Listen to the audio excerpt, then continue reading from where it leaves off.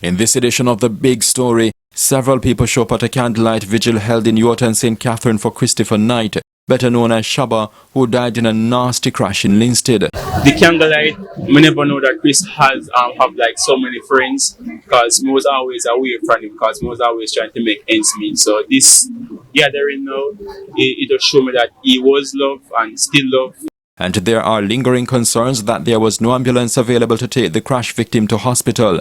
Following that crash, we were able to confirm that firefighters in Linstead have been left without their ambulance for months because it was sent to replace one in Portmore. That means there is no ambulance readily available to respond to crash scenes in Linstead.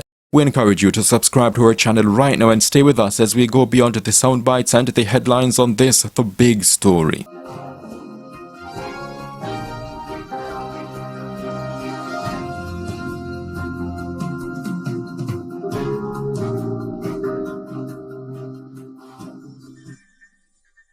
It was a relatively large crowd that attended the candlelight vigil held at Charlton District in Yorton, St. Catherine for Christopher Knight, better known as Chris and Shaba.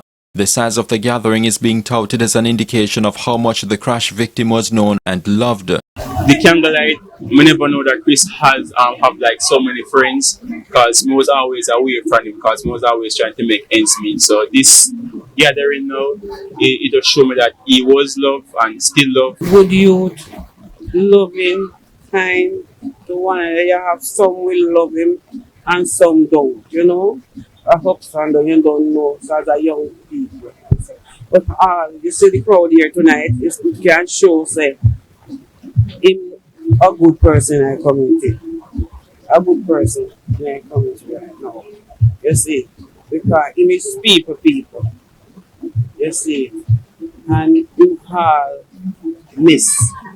He shook up the little community where he lives in. You see, and you know, he miss by enough in friends and family. 30-year-old Knight died on Friday night, October 13, 2023, as a result of injuries he received in a motor vehicle crash on the Binlas main road in Linstead, a few miles away from his home. Basically, he's my friend, you know, we grow together. I grow together and stuff like that. Well, to me, still, you know him as a humble youth. Basically, expect anything in life, but never did I look for this still. Understand, as a young youth, pass and gone too soon still, and you know, I look for him, uplift himself some more and achieve certain things in life, and them way it rough when you see a young youth pass and go and leave him kids and leave his stress and problem for the mother alone still, but it's a speechless situation still, but you know, life goes on. So we have to just be careful and try to live good and try to live the best we can and try to keep safe in these times. The Jamaica Constabulary Force said Knight was driving his Honda Accord towards his home community of Yorton when he allegedly lost control of it, causing it to slam into an ackee tree. The police and fire department were alerted and Knight was removed from the wreckage and transported to hospital where he was pronounced dead. The people struggled to get an ambulance to transport Knight to hospital, and up to the very end, there was none.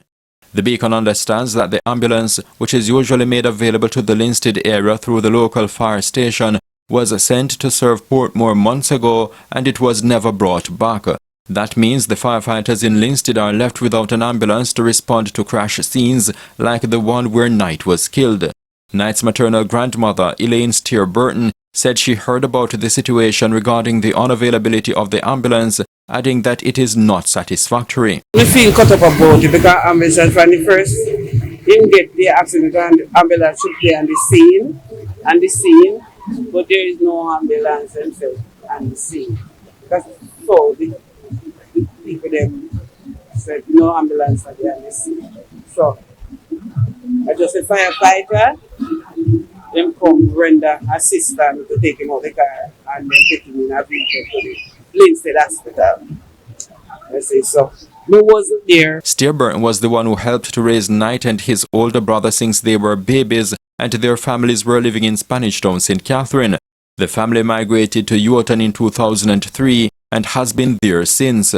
Some of the persons who live in the family's adopted community said the late Knight, who leaves at least 2 children behind, was jovial and humble. You know, no Christopher from him a little youth.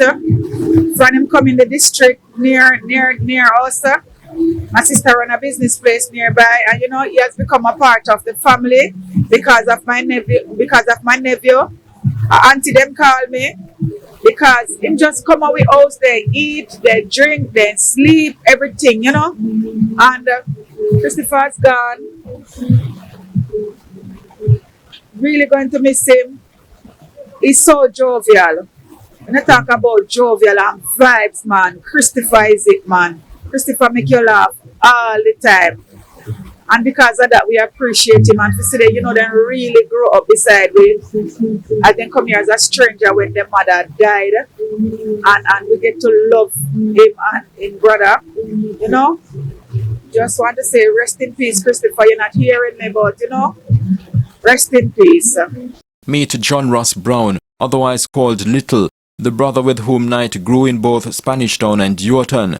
They, as children, got even closer when their mom, who lived overseas, passed away in 2009. Me never really believe in a like spirit or whatever, but I get a dream and I guess mommy say we must look out for my brother and we must take care of him and she love us. So me was, or should I say, I always I try to open doors for my brother and my family. So, you know, go to college and after I graduate and stuff, give me a nice job now and it's high time now for open doors and we never really get to open it. Brown further stated that, although Knight was younger and smaller in stature while they were growing up, he displayed stronger leadership qualities and often was like a father figure. So even though I'm the bigger one, it always feel like Chris was the bigger one. Him always look out for me. Him always ensure say me keep me for my body. He explained how, for example, he became inspired to do well in school when his brother started to boast about passing his primary school exam and being placed at Enid Bennett High School in Bogwalk, St. Catherine. I passed one school called Chedigo Park, all age, you know, so, you know, Chris did end up passing Bogwalk, and he was like, my bright time, my test, my bright time, so all I got my bright time, but that wasn't it. It gave me a drive to excel, even though I never have a mother or a father, but the father, my brother, saying bright time, that trying to compete with him in a good way. And it paid off. Brown wished he had enough time to achieve certain goals in order to reward his brother for the guidance and love he had given. He promised to continue making his late brother proud. I guess me have to be a man now. We don't need him. I'm have to figure out a way we don't need him. And it's hard, but I'm going to try my very, very best because we know him going to want that. I really missed him and I wish we could have him back, but I guess I have to be strong for myself and my family because if I lost him, Chris, I want for me to try to push so that, you know, if him can smile like great if someone do go so. So I try to do it, but it's hard to do it without him because him basically I'm a backbone. If I eat, I want him to eat. If me go somewhere and me in a good environment, I want him to be there. You see, normally when we do travel, I normally bring close to me and him, but even when I do bring close to me and him always look better in his one, even though me buy. You see, but that put a smile on my face because I'm the only brother me have, and we never have a mother was there, but she do her best. So Chris was like my father, my brother, and to some aspect my mother because him always accounts me time things not go right. The late Knight was not only an inspiration to his brother, but also to other youngsters, including his cousin Sean J. McCullough, also known as Big Red. Shawa, I'm a cousin. Where we can like turn to like motivation and things. So when in drop out now, feel away. Wish him be there still. But I just alive where I have to just hold it.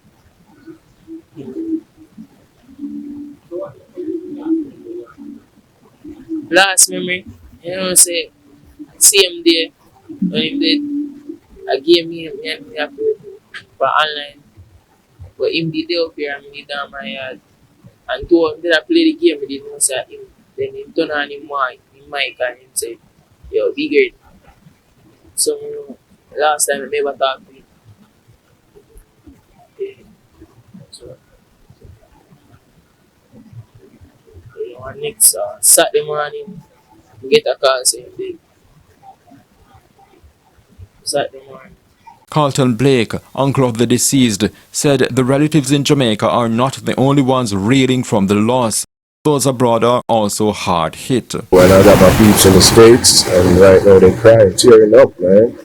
So, we're going through a lot right now to lose my nephew, lose my nephew like this, It's crazy. I know Christopher from they came to live in this neighborhood. They always come to my business place. His grandma and I became good friends and neighbors. And Christopher partially became my son. He and my son get along very well. My son name is Shaquille Henry. He's now living in New York. And from the day Shaquille came and introduced him to me, he became a son. He was like a son to me. His mom died and he grew up in my home. Shaquille and his brother come and they went to Dintil and he went to Bagwakai. He was such a nice young man growing up. He was like my son. He always come. They would sleep. I would cook and eat. When every time he eat, he would always wash up the dishes. And he was jovial and nice. He'll be sadly missed. On the behalf of videographer Dean Alcott, I am Horace Mills reporting from Yorton St. Catherine for the Jamaica Beacon.